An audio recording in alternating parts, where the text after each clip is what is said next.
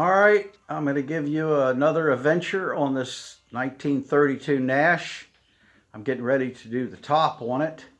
I don't have the material to do the overhead, so instead of driving it around with all the screen and all blowing all the dirt everywhere, if I'm going to test drive this thing, I might as well just go ahead and put the top in, the outside part.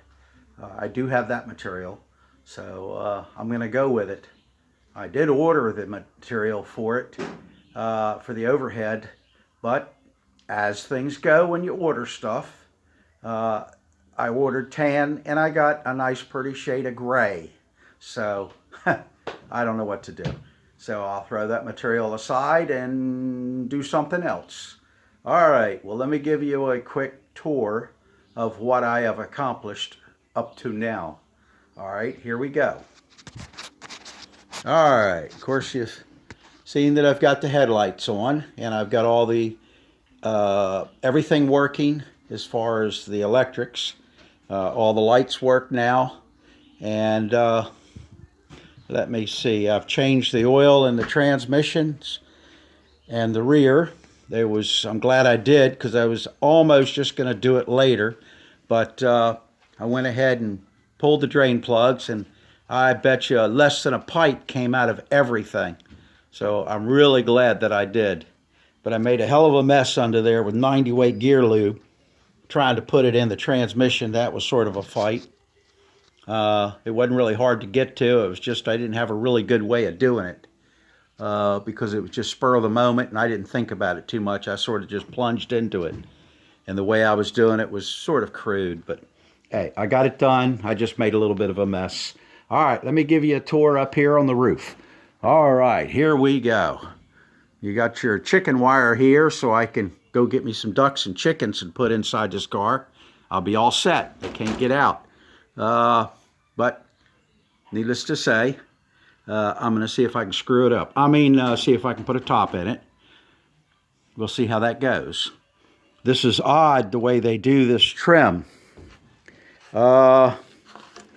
As you can see, they've got nails, but it's all metal, and I don't know what's going on here, but the nails don't come out. This pulls out, I guess. Maybe once upon a time it came out. Actually, I think I see how it's done.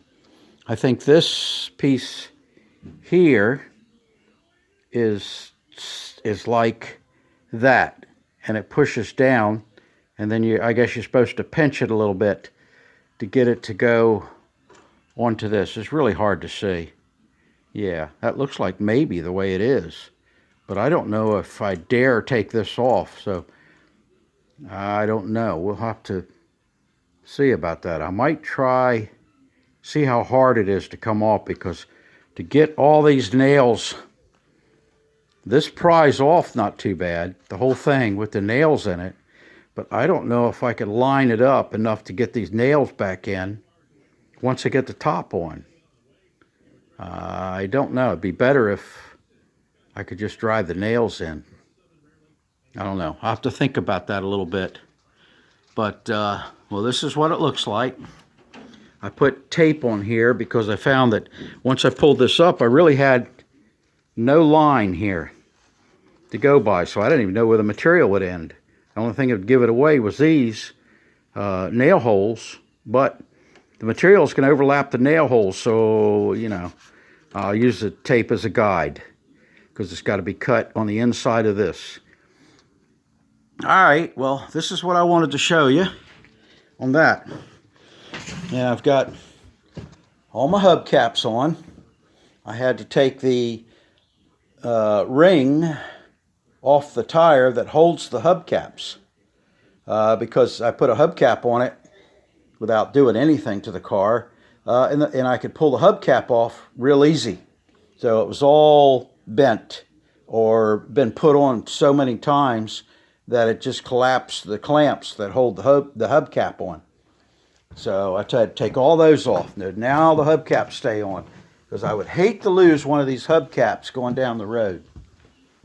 and they were black on one side, so I just scribbled some spray paint on them and changed the color to some kind of mushy tan, which is good. Not much else. I mean, I've been working on it, but I've got the back seat put back in and as clean as I could get it.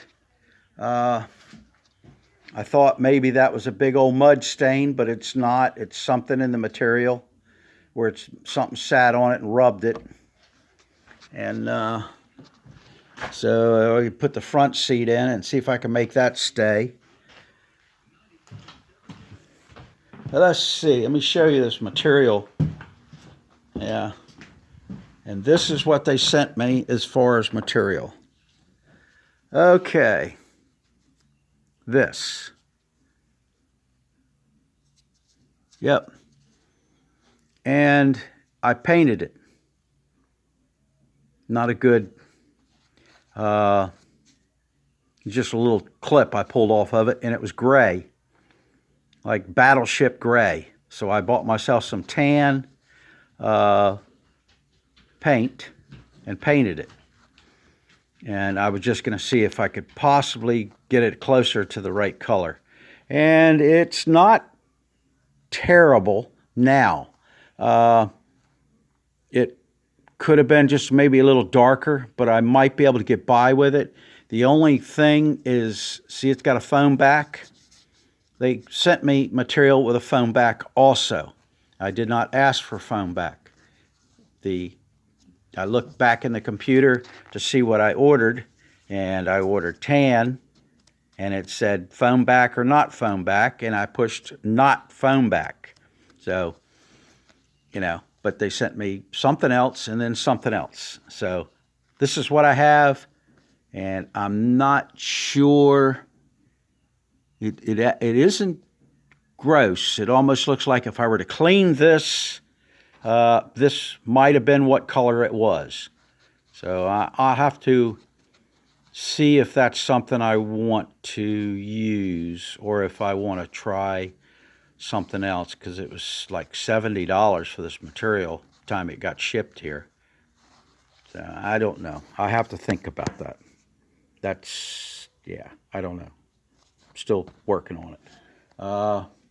Yeah, so that's it. That's where we are. And I think I pulled what little bit of overhead was in it down. You can see the blinds that were in it. And I think what I'm going to have to, I'll probably be forced to do it because I sort of wanted to keep the car just the way it is. But I have a feeling that just sitting in these seats, because this material is pretty rotten, because I tried cleaning it with some cleaner, and I thought that while I was wiping it with a rag that it was going to tear. So I have a feeling that by me just sitting in the seat, that the seat will probably disintegrate, because this material is really sensitive now. So I might be forced to do the interior of this car, because I just don't see it surviving any kind of use. I think just the wind blowing in here probably disintegrate all of what you see in the back, all these sides, because they're riddled up with, they're just torn and rotten to pieces. And you almost, if you touch it, it wants to disintegrate. So I'm pretty sure that everything's going to turn to mush once the wind gets in here and blows around. If this car will go fast enough for the wind to blow around, that might be a little iffy. I haven't even test driven it yet. So that's where we are. Yeah, this is the front seat. You can see where I actually cleaned this with that material, and it still looks like you puked on it. So just not much I could do with it. I haven't found anything that'll clean it yet. It's just, it's beyond cleaning, I think, as far as, you know, how aggressive you can get to try to clean it. You know, I might be just beating a dead horse or something here. Those are the old seat covers that were on it right there. I took them off of the seats. Well, that's pretty much where we are.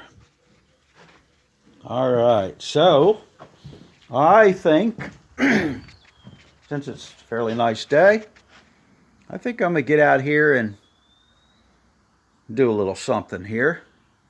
Boss lady's got me planned to do a bunch of yard work and work on a golf cart and a whole bunch of whatnot. So if I may get anything done, I guess I better get busy. All right. Well, until I've got something else to show you that you can laugh at, I'll see y'all later. Take care now. Bye.